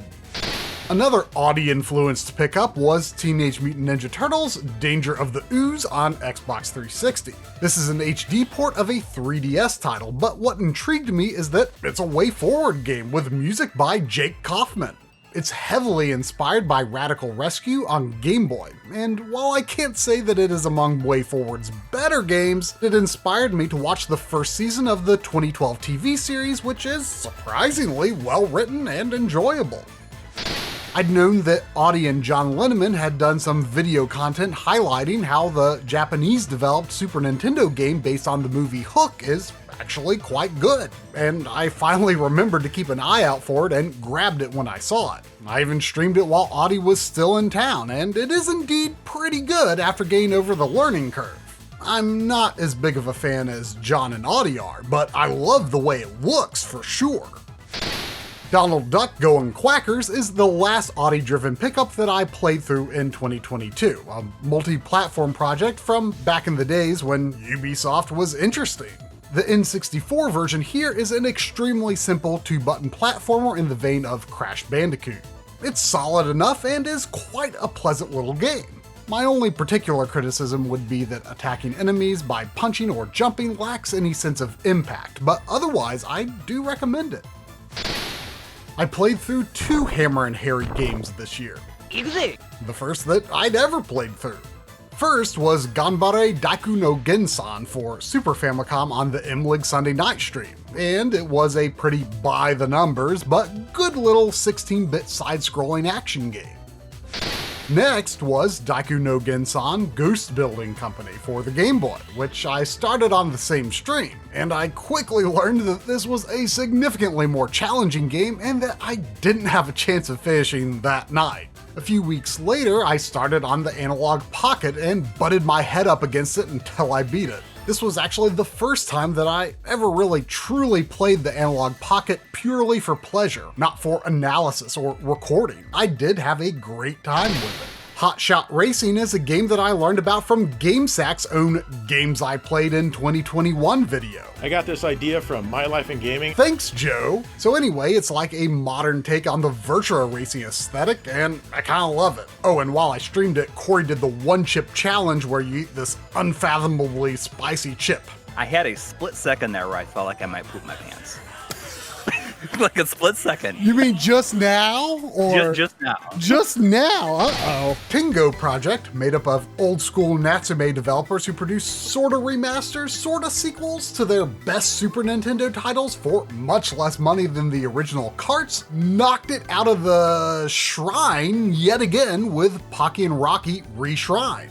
This is a great update on their classic overhead shooter formula with some fun new playable characters. It starts off quite difficult, but stick with it and you'll find yourself breezing through once you find your groove.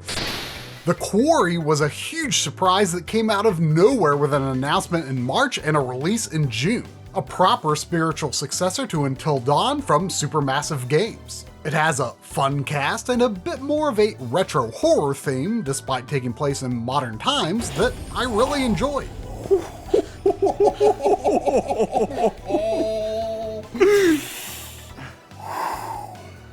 Everything's A-okay.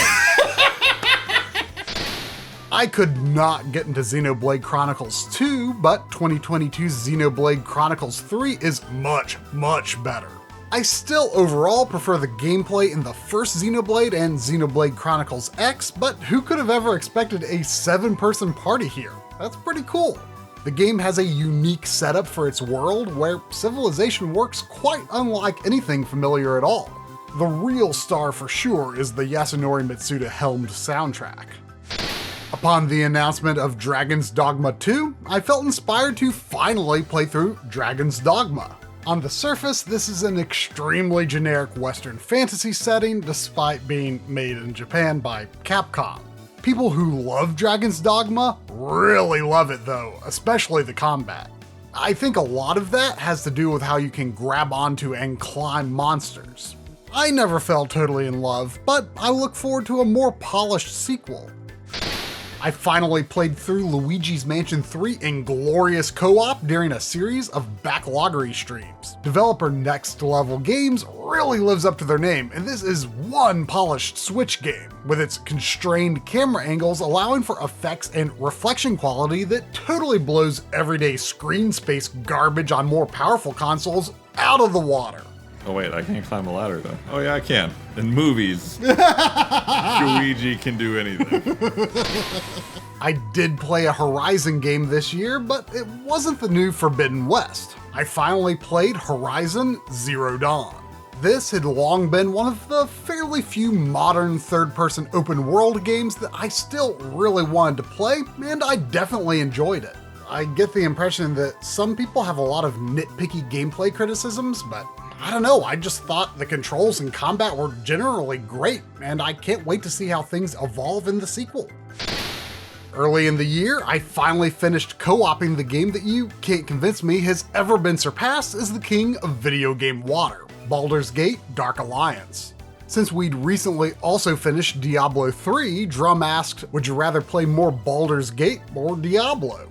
All the respect to Diablo, but I definitely appreciate Dark Alliance's more measured approach to combat and upgrades versus Diablo's mobs of enemies, big numbers, and forgettable loot.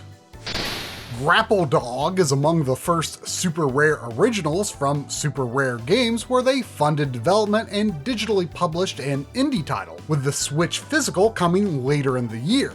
It immediately caught my attention with its attractive HD take on the GBA aesthetic, full of easy-to-parse character designs and bold outlines. If you like the idea of platforming as a dog with a grappling hook, and who wouldn't, then it's absolutely a fun little game. Fatal Frame 3 is a really ambitious sequel with multiple characters that tries to link the first two games while also telling its own story. For the most part, I think it works out pretty well, but it does make things tricky for character upgrades, and early on I had a lot of trouble understanding where it was suggesting I should explore compared to the first two games. But once I understood the layout of the mansion and better understood how it implies the next objectives, I very much enjoyed it. The so-called single-plane brawler is a genre that I've been growing in appreciation of in recent years. So it was great to finally see for myself that the famous Splatterhouse on PC Engine wasn't just pushing the boundaries of horror in video games, it's also just a plain old good game too. Lastly, I wanted to mention two games that were played in 3-player on the backloggery streams that I don't exactly own, so they weren't backlog progress, but I did enjoy them. Dungeons & Dragons Shadow over Mystera is yet another strong point in Capcom's tradition of great arcade brawlers. Definitely a nice thing to play on the Mister. And we also played a fan-translated Super Famicom game called Crystal Beans from Dungeon Explorer. Since its charming sprite style has led me to include it in a video or two, people have asked, what game? Well, everyone, this is Crystal Beans. You know, Crystal Beans from Dungeon Explorer, like those TurboGrafx games. And it's a pretty decent little game too. Definitely want to grab a cart sometime. Knocked a bunch out there. All right, there were some great games there that I wish I could have said just a bit more about. So just because it ended up in the lightning round doesn't necessarily mean I liked it any less than the other stuff. Now, there is one big thing I have to get to, and that's my game of the year. But before I do that, I'm going to take a break here and hand it back to Coury.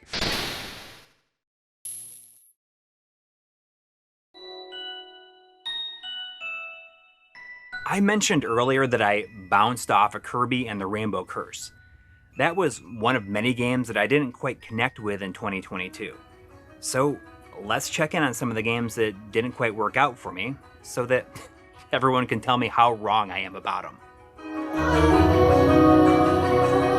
I headed into 2022 with a vow that I was going to try to push myself out of my gaming comfort zones and take on some genres that I'd never really given a chance before. Spearheading this charge was my first real visual novel, and one that many consider to be one of the best. I'm talking about The House in Fata Morgana. I've known that this game has a ton of fans who say stuff like, it'll change your life forever. But it's hard to say why I didn't connect with Fata Morgana.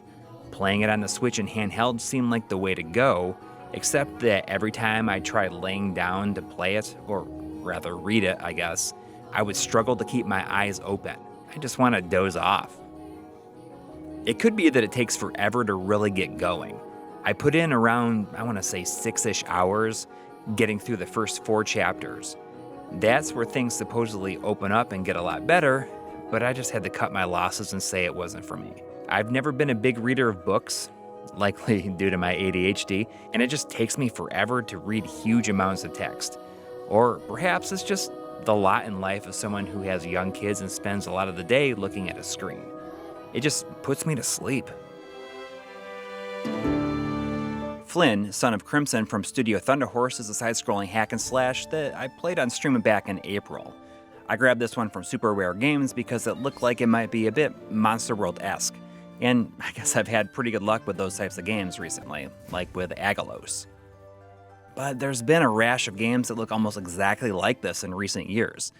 Not that it's a bad game, it just unfortunately didn't have enough there that kept me hooked enough to come back the next day. Oh well.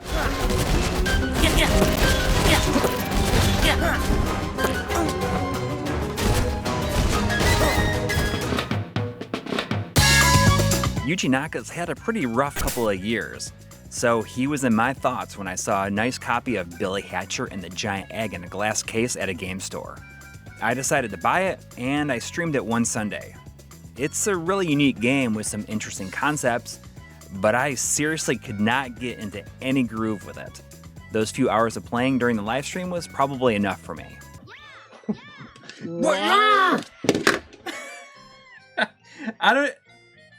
I'm like in such a hurry. I don't even, like I do it. I don't even understand. I mean, what? I don't even know what happened. Did you just throw a wave bird? I sternly set it on the table in front of me. Okay, so you might be disappointed to hear that I didn't quite jive with some of these games, but I assure you I haven't written off any of them completely. I mean, who knows? Maybe they'll be the impetus for getting me out of another gaming rut down the road. So, that said, what was my favorite game of the year? Well, I played a lot of cool stuff, but the answer was super obvious to me. 5 Dates.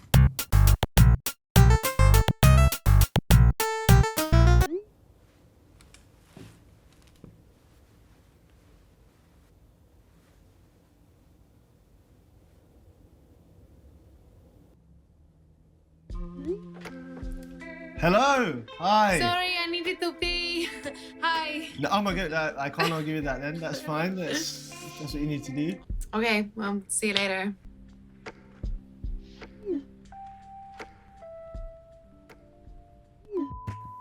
Actually, all right, I'm just kidding. Last year, Yakuza, Like a Dragon, came pretty darn close to making an appearance in the Games I Just Couldn't Get Into section of the year-end video.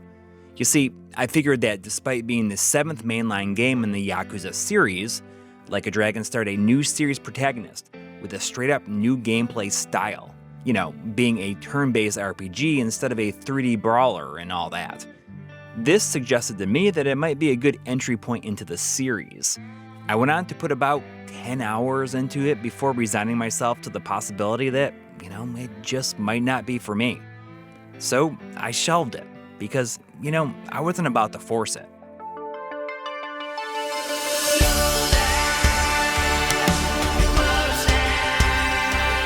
So when I was going through that whole thing where I was going back to games that I already started but not finished, I thought it seemed like a good time to return to the Yakuza series and see if it was for me.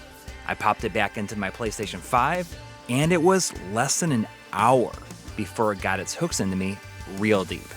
I wrapped it up about a month later at close to 90 hours, and I immediately wanted to play another one. I suppose that could be it. Like a Dragon is my game of the year.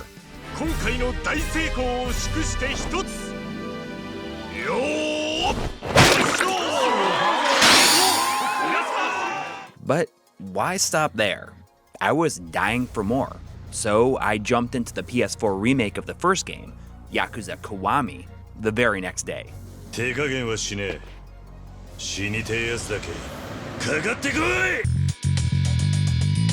Immediately, gaps in my knowledge in Like a Dragon were being filled in.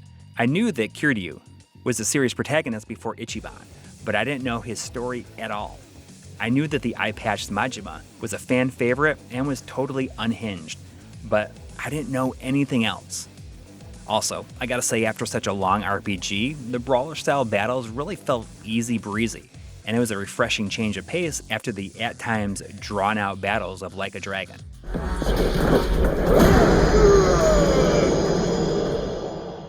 After about 30 hours, the credits were rolling on Yakuza Kiwami, and up next was Yakuza Kiwami 2. I started it the next night. Dang, Kiwami 2's graphical upgrade was insane. It used developer Ryugo Gotoku's new Dragon engine, and even though it runs at 30 FPS, the redone cities are absolutely gorgeous. Like a Dragon used the same engine, but I don't think it looked nearly as good as Kiwami 2 for whatever reason. Probably because I was playing it on performance mode or something like that. Kiwami 2 took me about 28 hours to finish.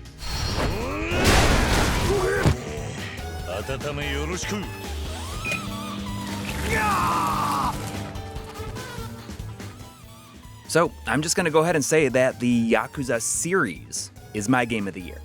Maybe that's cheating, but I barely care at this point. I savored every moment that these games deftly bounced between being ultra serious to throwing the characters into comically absurd situations. It's pretty amazing just how these two world vibes never feel like they're at odds with each other.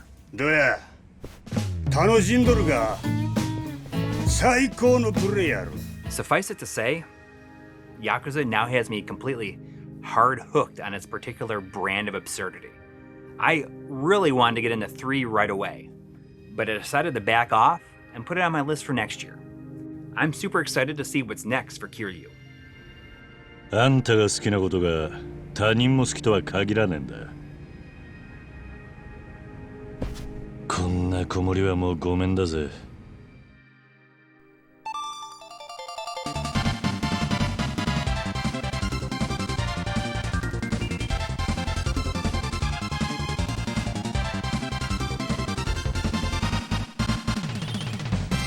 My game of the year for 2022 was more or less preordained back in 1996. At the time, I was fiercely enamored by 3 particular games: Super Mario RPG, Kirby Superstar, and Super Mario 64. I wanted every other video game character that I loved to also have their own RPG and their own 3D platformer.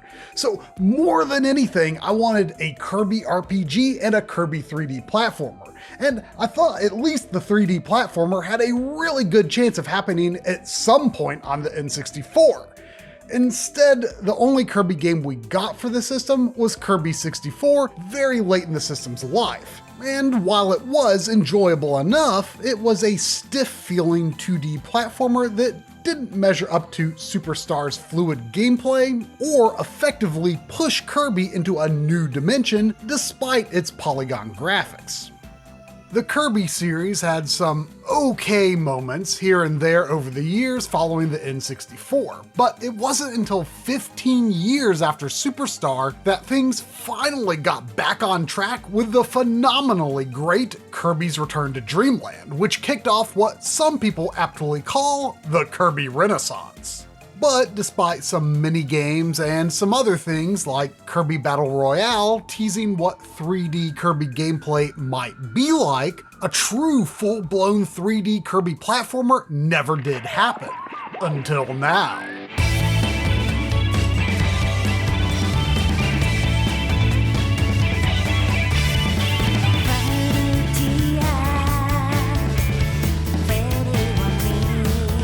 Of course, you knew that I was leading up to Kirby and the Forgotten Land here, but the reason I give the lengthy preamble is because the impact this game had on me was made all the stronger by just how long I'd been waiting for it.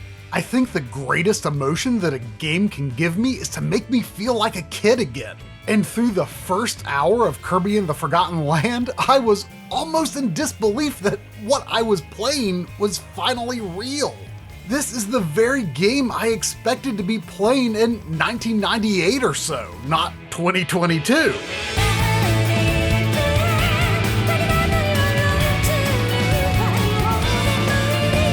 I could feel my inner child stirring inside me and the feeling of awe and excitement to be playing a game I'd been looking forward to bubbling up in a way that doesn't happen as an adult in quite the same way it used to. I felt so connected with my younger self, and the shock of it all gave me goosebumps and tears came to my eyes. Yes, tears over a frickin' Kirby game. I'm not ashamed. I proceeded to totally binge it and got to 100% within 7 days. Also something that I used to do as a kid tween teen and don't do so much of anymore. How good the game is almost beside the point. Is it the best Kirby game ever made? No, I don't think so, but it's definitely pretty high up there. Sure, it plays a bit differently than the 2D games, but I'd say it's a very successful conversion of Kirby into 3D, and it does its own thing in a really great way. But it's just that giving it a proper review based on its aesthetic and game design merits, all of which are quite good, mind you, is not really what I'm interested in doing right now, because how it made me feel is much more important as to why it's my game of the year. I strongly applaud HAL for sticking with 2D game design for so long, especially through the times when it wasn't very popular.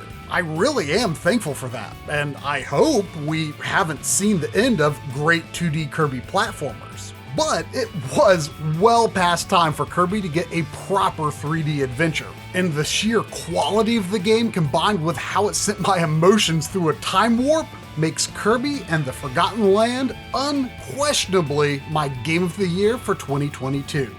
If only there could also be a Kirby RPG one day to give me that feeling again. Well, with our picks for Game of the Year out of the way, whether those were actually released in 2022 or not, we're going to try something new that we thought might make a fun tradition for these annual end of the year videos. Coury suggested that each of us should pick 10 backlogged games that we want to prioritize playing in the new year, with the intent that we should strive to ensure that we actually do play them so that they end up in next year's video. My reflex is to pick all the RPGs, but let's not go too crazy. In no particular order, here's a selection of shorter, mid-length, and a few longer games that I'm pledging right here, right now, to play all the way through for the first time in 2023. Lunar Silver Star Story complete. Lunar 2 Eternal Blue complete. Inside. The Legend of Heroes Trails of Cold Steel. Ys 8 Lacrimosa of Dana. Mega Man 11. Hyper Light Drifter. Jade Empire. Viva Pinata. And Nier Automata. Hopefully not too many RPGs in there, but either way, that's my plan. So if any of those games on my list don't end up in the games we played in 2023, and if there is no Rare After Nintendo episode on Viva Pinata, then I want you to be very cross with me. I gotta say that I love the idea of making a list like this going into the new year. So credit where it's due. I was inspired by FemTrooper's video on tackling your backlog, where she mentioned this exact idea.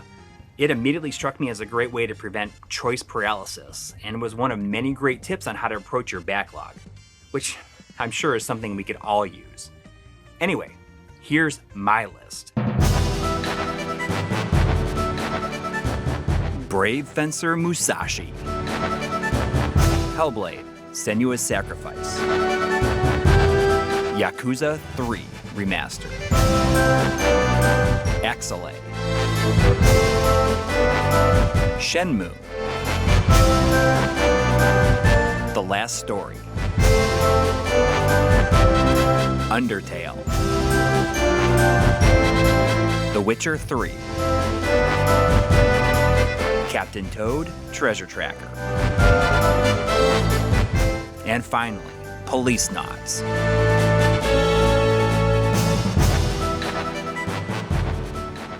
That's a list, all right. I hope I'm not biting off more than I can chew. But there is stuff in there that I put off for years. Making them a priority has me really excited about playing them now. Anyways, that'll be it for us in 2022. As always, thank you to everyone who has supported, watched, or shared this channel. It's pretty crazy. My Life in Gaming turns 10 years old in 2023. So we're planning on doing everything that we can to make it the best year yet. See you next year.